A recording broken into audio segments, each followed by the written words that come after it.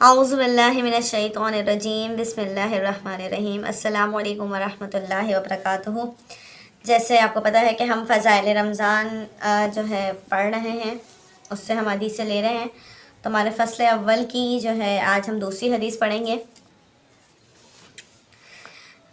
پہلے ہمیں دعا پڑھ لینی چاہیے، رب زدنی علما، رب زدنی علما، رب زدنی علما۔ اللہ تعالیٰ ہمارے علم میں اضافہ فرمائے اور ہمیں عمل کی بھی توفیق دے۔ ابو ہریرہ رضی اللہ تعالیٰ عنہ نے حضور صلی اللہ علیہ وسلم سے نقل کیا ہے کہ میری امت کو رمضان شریف کے بارے میں 5 چیزیں مخصوص طور پر دی گئی ہیں جو پہلی امتوں کو نہیں ملی ہیں۔ نمبر 1 یہ کہ ان کے منہ کی بدبو اللہ کے نزدیک مشق سے زیادہ پسندیدہ ہے۔ نمبر 2 یہ کہ ان کے لیے دریا کی مچھلیاں تک دعا کرتی ہیں اور افطار کے وقت تک کرتی رہتی ہیں۔ نمبر 3 جنت ہر روز ان کے لیے آراستہ کی جاتی ہے۔ پھر حق تعالی و شانہ فرماتے ہیں کہ قریب ہے کہ میرے نیک بندے دنیا کی مشقتیں اپنے اوپر سے پھینک کر تیری طرف آویں۔ نمبر 4 اس میں سرکش شیاطین قید کر دیے جاتے ہیں کہ وہ رمضان میں ان برائیوں کی طرف نہیں پہنچ سکتے جن کی طرف غیر رمضان میں پہنچ سکتے ہیں۔ نمبر 5 رمضان کی آخری رات میں روزہ داروں کے لیے مغفرت کی جاتی ہے۔ صحابہ کرام رضی اللہ تعالیٰ عنہم نے عرض کیا کہ یہ شب مغفرت شب قدر ہے۔ فرمایا نہیں، بلکہ دستور یہ ہے کہ مزدور کو کام ختم ہونے کے وقت مزدوری دے دی جائے۔ نبی کریم صلی اللہ علیہ وسلم نے اس حدیث پاک میں 5 خصوصیتیں ارشاد فرمائی ہیں جو اس امت کے لیے حق تعالی و شانہ کی طرف سے مخصوص انعام ہوئی اور پہلی امت کے روزہ داروں کو مرحمت نہیں ہوئی۔ کاش ہمیں اس نعمت کی قدر ہوتی اور ان خصوصی عطایا کے حصول کی کوشش کرتے۔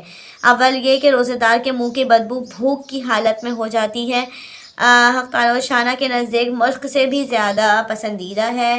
شرح حدیث کے اس لفظ کے مطلب میں 8 قول ہیں جن کو موطا کا اس میں ڈسکرپشن نیچے دی ہے۔ موطا امام مالک کی عربی زبان میں بہترین شرح موصوف نے کی ہے جو اوجز المساق کے نام سے مشہور ہے، 6 جلدوں میں ہے۔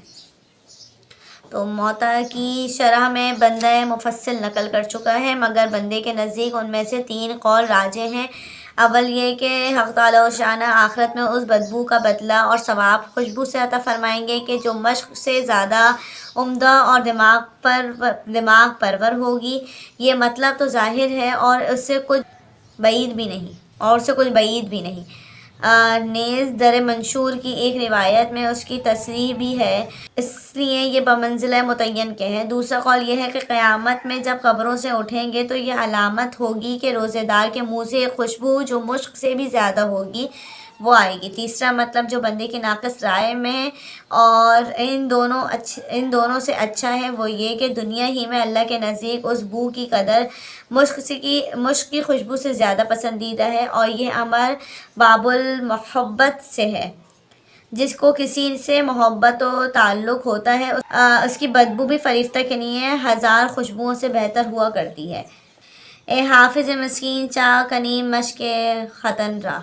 مجھے لگ رہا ہے یہ جو ترجمہ ہے نا، یہ جو شعر لکھا ہے کسی اور زبان میں ہے۔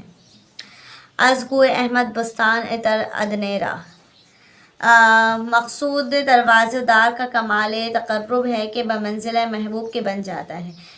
روزہ حق تعالی و شانہ کی محبوب ترین عبادتوں میں سے ہے، اسی وجہ سے ارشاد ہے کہ ہر نیک عمل کا بدلہ ملائکہ دیتے ہیں، مگر روزے کا بدلہ میں خود عطا کرتا ہوں، اس لیے کہ وہ خالص میرے لیے ہے۔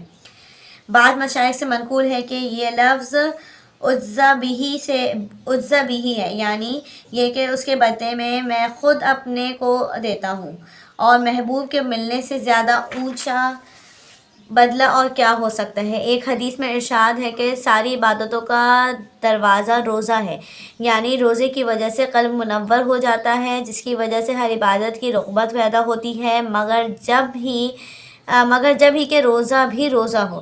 صرف بھوکا رہنا مراد نہیں بلکہ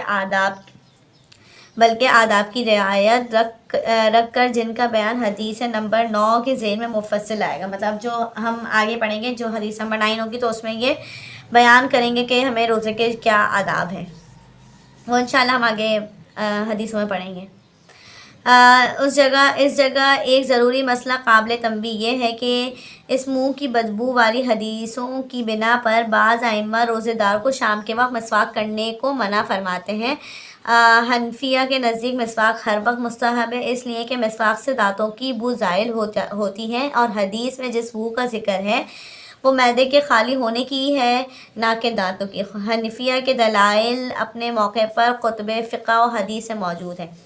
دوسری خصوصیت مچھلیوں کے استغفار کرنے کی ہے۔ اس سے مقصود کثرت سے دعا کرنے والوں کا بیان ہے۔ متعدد روایات میں یہ مضمون وارد ہوا ہے۔ بعض روایات میں ہے کہ ملائکہ اس کے لیے استغفار کرتے ہیں۔ میرے چچا جان کا ارشاد ہے، ہم یہاں پہ چچا میں انہوں نے نیچے ڈسکرپشن دی ہے، یعنی حضرت مولانا محمد الیاس صاحب نور اللہ مرقدہ بانی تحریک تبلیغ بستی حضرت نظام الدین نیو دہلی، ان کا ارشاد ہے کہ مچھلیوں کی خصوصیت بظاہر اس وجہ سے ہے کہ اللہ تعالیٰ کا ارشاد ہے ان الذین آمنوا وعملوا الصالحات سیجعل لهم الرحمن ودا۔ یہ جو ہے ہمارا پارہ نمبر جو ہے 16 کا رکوع نمبر 9 ہے، اس کی آیت ہے، اس کا ترجمہ ہے جو لوگ ایمان لائے اور اچھے اعمال کیے حق تعالیٰ و شانہ ان کے لیے دنیا ہی میں محبوبیت فرما دیں گے۔ اور حدیث پاک میں ارشاد ہے کہ جب حق تعالیٰ و شانہ کسی بندے سے محبت فرماتے ہیں تو جبرائیل علیہ السلام سے ارشاد فرماتے ہیں کہ مجھے فلاں شخص پسند ہے، تم بھی اس سے محبت کرو، اور وہ خود محبت کرنے لگتے ہیں اور آسمان پر آواز دیتے ہیں کہ فلاں بندہ اللہ کا پسندیدہ ہے، تم سب اس سے محبت کرو۔ پس اس آسمان والے اس سے محبت کرتے ہیں اور پھر اس کے لیے زمین پر قبولیت رکھ دی جاتی ہے۔ اور عام قاعدے کی بات ہے کہ ہر شخص کی محبت اس کے پاس رہنے والوں کو ہوتی ہے، لیکن اس کی محبت اتنی عام ہوتی ہے کہ آس پاس رہنے والوں ہی کو نہیں بلکہ دریا کے رہنے والے جانوروں کو بھی اس سے محبت ہوتی ہے کہ وہ بھی دعا کرتے ہیں، اور گویا بر سے متجاوز ہو کر بحر تک پہنچنا محبوبیت کی انتہا ہے۔ نیز جنگل کے جانوروں کا دعا کرنا بطریق اولیٰ معلوم ہو گیا۔ تیسری خصوصیت جنت کا مزین ہونا ہے، یہ بھی بہت سی روایات میں وارد ہوا ہے۔ بعض روایات میں آیا ہے کہ سال کے شروع ہی سے رمضان کے لیے جنت کو آراستہ کرنا شروع ہو جاتا ہے، اور قاعدے کی بات ہے کہ جس شخص کے آنے کا جس قدر اہتمام ہوتا ہے اتنا ہی پہلے سے اس کا انتظام کیا جاتا ہے۔ شادی کا اہتمام مہینوں پہلے سے کیا جاتا ہے۔